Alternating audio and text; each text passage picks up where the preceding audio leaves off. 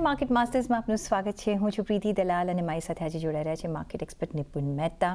નિપુણભાઈ, ઘણું સ્વાગત છે. અને જ્યારે આપણે માર્કેટનો કોન્સોલિડેશન મૂડ જોઈ રહ્યા છીએ ત્યારે આપણે એક સ્પાઇક્સ અને સ્પાર્ક્સ પણ જોતા હોઈએ છીએ કે થોડા દિવસમાં આપણને એક તેજી પણ જોવા મળે છે.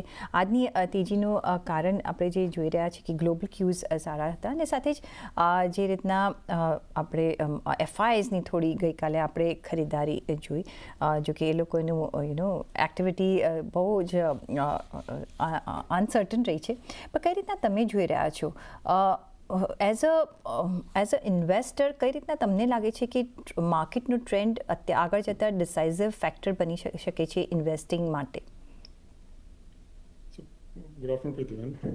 આઈ થિંક જે આપણે માર્કેટનો ઓવરઓલ ટ્રેન્ડ જોઈ રહ્યા છીએ એ ઘણા ફંડામેન્ટલ ફેક્ટર્સના બેસિસ ઉપર આપણે જે સ્ટ્રેન્થ જોઈ રહ્યા છીએ એ છે એફઆઈઆઈસનું બાઇંગ એક તરફ છે, એ પોઝિટિવ થયું છે. થોડું અનસર્ટન રહ્યું છે, પાછલા થોડા દિવસોમાં નેગેટિવ ફિગર્સ પણ આવેલા.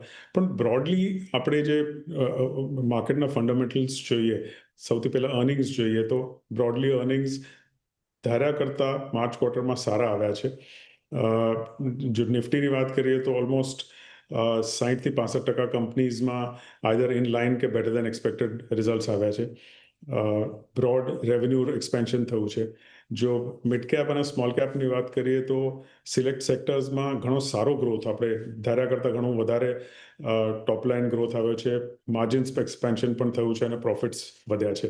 અને ક્લિયરલી એનો આપણે રિફ્લેક્શન મિડ કેપ અને સ્મોલ કેપ ઇન્ડાઇસીસમાં જોઈ રહ્યા છીએ. જીએસટી કલેક્શન્સ જોઈએ તો ઘણા પોઝિટિવ રહ્યા છે. એપ્રિલનું કલેક્શન ઘણું સારું રહેલું. એટલે બ્રોડલી જે પોઝિટિવ ફેક્ટર્સ છે, વ્યાજના દરો છે, એમાં આપણે કાલે અનાઉન્સમેન્ટ સેન્ટ્રલ બેંકની જોઈશું, પણ એમાં પણ ઘટાડો ઇન્ફ્લેશન કંટ્રોલમાં છે, એટલે એમાં પણ વ્યાજના દરોમાં પણ ઘટાડો આવે એવી ક્લિયર પોસિબિલિટી લાગે છે. એટલે ઓવરઓલ બ્રોડ ફંડામેન્ટલ ફેક્ટર્સ છે અને જે રીતે ગવર્મેન્ટનો સપોર્ટ છે અને ગ્રેજ્યુઅલી હવે આપણે જે રીતે કંપનીઝમાં પાછલા 3-4 ક્વાર્ટરમાં ફંડ રેઝિંગ જોયેલું છે, એને કારણે balance sheets not just banking સેક્ટરમાં તો ઘણું પ્રોવિઝનિંગને લીધે પ્રોવિઝનિંગના કારણે બેલેન્સ શીટ્સ ક્લીન થયેલા, પણ કોર્પોરેટ સેક્ટરમાં, એન્ટાયર કોર્પોરેટ સેક્ટરમાં whether across various sectors fund raising એટલું વધારે થયું છે કે I think balance sheets expansion માટે, ગ્રીનફિલ્ડ બ્રાઉનફિલ્ડ એક્સપેન્શન માટે, એક્વિઝિશન્સ માટે બેલેન્સ શીટ્સ ઘણા સ્ટ્રોંગર થયા છે અને એ મિડ કેપ સ્મોલ કેપ વેલ્યુએશન્સમાં ક્લિયરલી રિફ્લેક્ટ થાય છે. સો ફંડામેન્ટલી આઈ થિંક જે માર્કેટ્સનું ડિરેક્શન છે એ ફંડામેન્ટલી પોઝિટિવ ઇન્ડિકેટ કરે છે પ્યોરલી અર્નિંગ્સ અને બેલેન્સ શીટ સ્ટ્રેન્થના કારણે.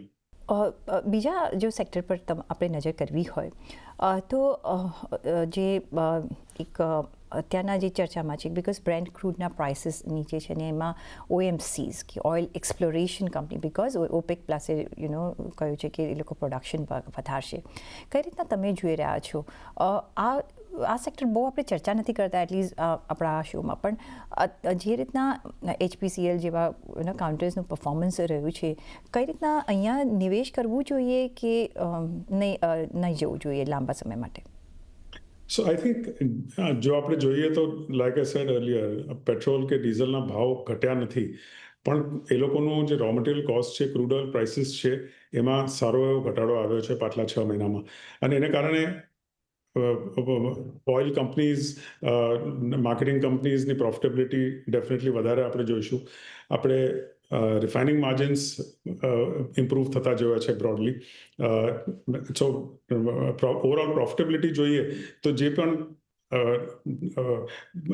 પેટ્રોલ અને ડીઝલમાં જેટલી પ્રોફિટેબિલિટી વધે છે, ટુ સમ એક્સટેન્ટ ગેસમાં એની સબસિડી ને કારણે થોડા પ્રોફિટ્સ થોડા ઓછા થઈ જાય છે. પણ I think overall oil marketing કંપનીઝનું જોઈએ તો પરફોર્મન્સ હેઝ બીન ગુડ. આગળ જઈને પણ જો આ જ ફિલોસોફી રહીએ જો પ્રાઇસિંગ માટે, પેટ્રોલ અને ડીઝલ પ્રોડક્ટ્સના પ્રાઇસિંગ માટે, તો it should baud well Sara oil marketing companies માટે. એટ ધ સેમ ટાઈમ એ લોકોએ પાછલા 3-4 વર્ષમાં એક્સપેન્શન ઓફ કેપેસિટીઝ પણ ઘણું સારું કર્યું છે. ફોર ધોઝ ઇન્વેસ્ટર્સ જે લોકો ડિવિડન્ડ યીલ્ડ જોઈએ છે, તો ઘણી ઓઇલ માર્કેટિંગ કંપનીઝનું ડિવિડન્ડ ઘણું સારું હોય છે. So broadly I think in that space જે દિગ્ગજ મોટી ઓઇલ માર્કેટિંગ કંપનીઝ છે એમાં બેઝડ ઓન તમારું કઈ રીતે તમે નિવેશ કરો છો ડેફિનેટલી એમાં ઇન્વેસ્ટ કરી શકાય. જી, તો અહીંયા ઓફકોર્સ તમે એક નજર રાખી શકો છો અને કામકાજ કરી શકો છો. એક બીજો જે એરિયા છે કેમિકલ્સ અને સ્પેશિયાલિટી કેમિકલ્સ. અહીંયા તમે કેટલું નજર રાખી રહ્યા છો? અને અલોંગ વિથ ધેટ જો આપણે વાત કરવી હોય ફર્ટિલાઇઝર કાઉન્ટર્સની, બિકોઝ અહીંયા પણ આપણે સારી એવી મૂવમેન્ટ જોઈ છે બિકોઝ ઓફ ધ મોન્સૂન્સ.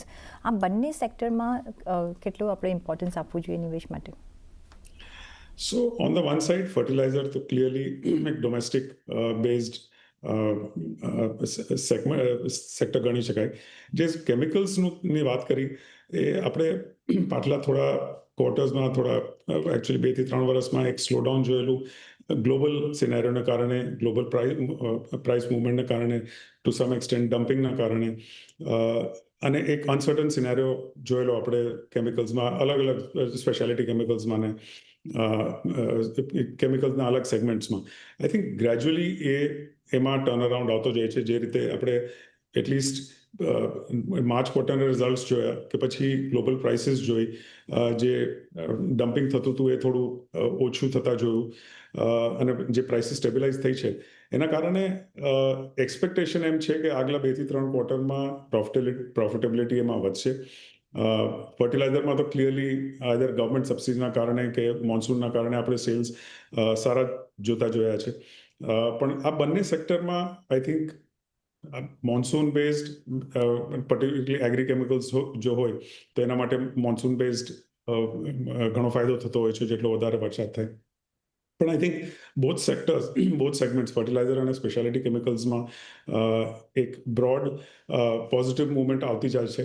અને I think in the next 2-3 quarters speciality કેમિકલ્સમાં ફર્ધર પ્રોફિટેબિલિટી ઇમ્પ્રૂવ થતી જશે એવું સમજી શકાય.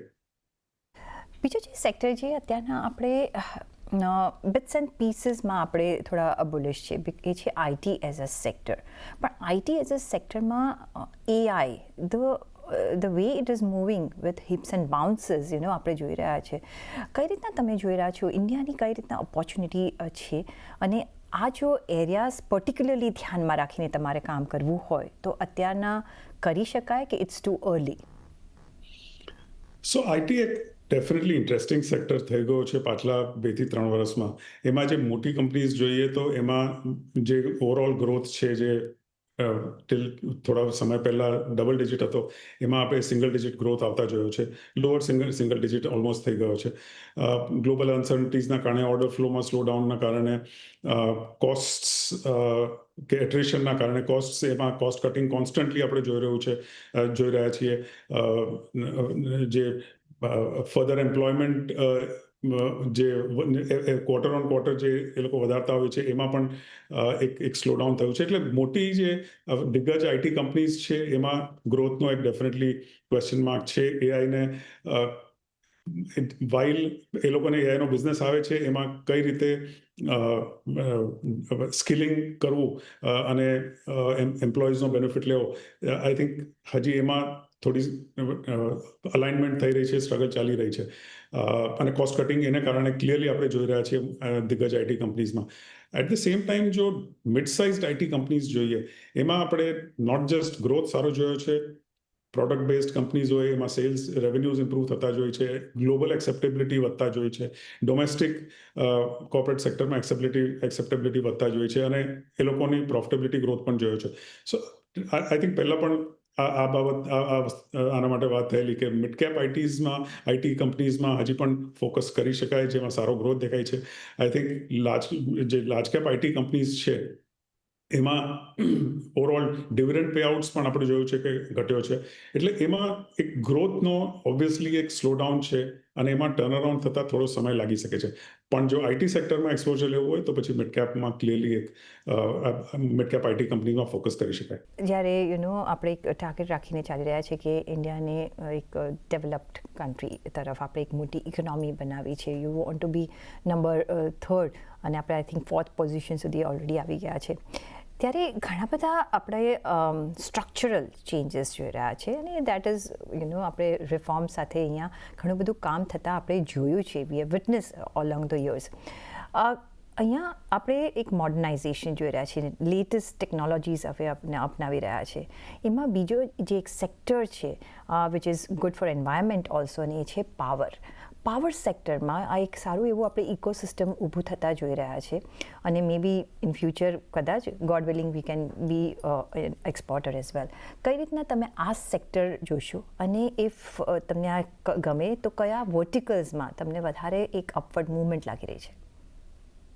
સો power overall as a sector ઉપર થોડા સમયથી અમે ઘણા પોઝિટિવ રહ્યા છીએ અને across the entire value chain જો પાવરનું જોઈએ, અગેન એમાં આપણે whether we look at thermal power or renewable energy, એ બંનેમાં જે પણ આઈધર પાવર જનરેટર્સ છે કે power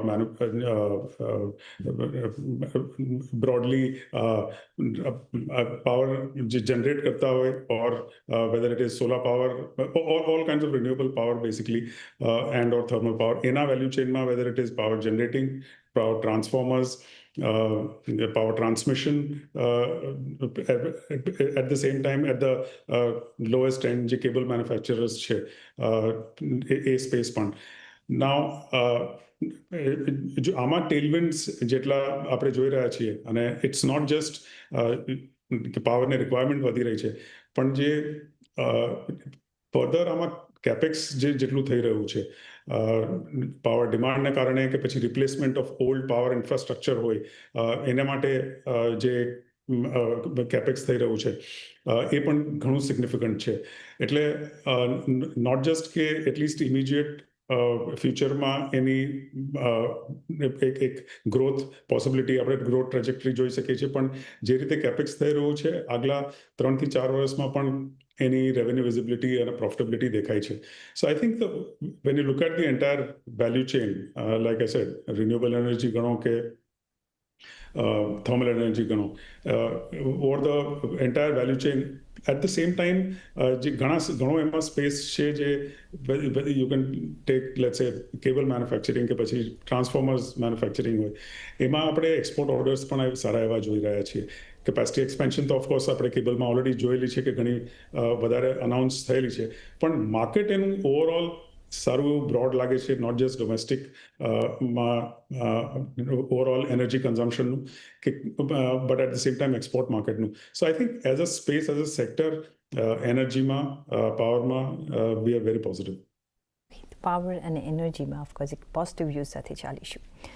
coming back to the Indian markets અને ડોમેસ્ટિક રીતે આપણે જો જોઈએ તો કેપિટલ માર્કેટ કાઉન્ટર્સ, બિકોઝ જ્યારે ઘણું બધું પોઝિટિવ હોય ત્યારે કેપિટલ માર્કેટ્સ વિલ ડુ વેલ, કારણ કે ઘણું બધું ઇક્વિટી એમાં નિવેશકોનો ઇન્ટરેસ્ટ રહેલો છે. કઈ રીતના તમે અહીંયા ઇન્વેસ્ટમેન્ટ કરશો?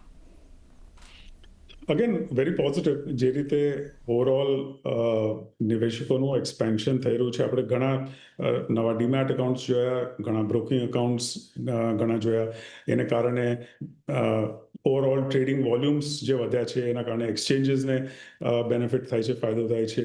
રજિસ્ટ્રાર ટ્રાન્સફર એજન્ટ્સ છે એ લોકોને ક્લિયરલી બેનિફિટ મળે છે.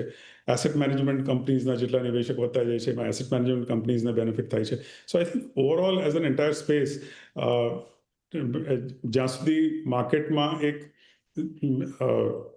સસ્ટેન્ડ, even whether it is consolidation of markets કે પછી સસ્ટેન્ડ તેજી રહે, ત્યાં સુધી this entire capital market space will continue to get incremental business અને એ લોકોની પ્રોફિટેબિલિટીમાં વધારો થાય. એટ ધ સેમ ટાઈમ હમણાં જોઈએ તો રિસન્ટલી થોડા registrars, transfer agents also international માર્કેટ્સમાં એક્સપેન્શન કરે છે.